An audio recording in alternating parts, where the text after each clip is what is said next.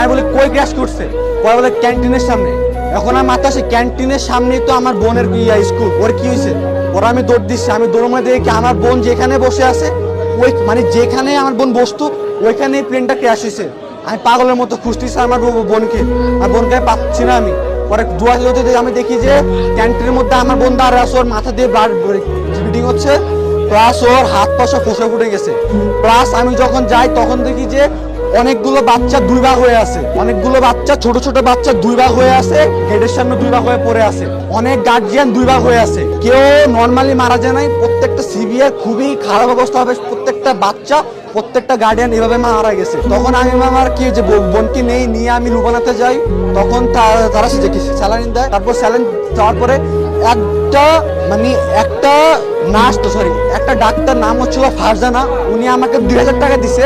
উনি আমাকে চিনেও না, উনি আমাকে 2000 টাকা দিয়ে বলছে ধরো আব্বু। উনি আমাকে ধরা ধরে কান্না শুরু করছে, আব্বু ধরো, তুমি তোমার বোনকে নিয়ে যাও, যত যা লাগে নাও। উনি এত একজন ভালো মানুষ, উনি আমাকে অ্যাম্বুলেন্স ঠিক করে দিছে। তারপর আমি ওই অ্যাম্বুলেন্সে করে আমি আমার বোনকে নিয়ে আসছি। তখন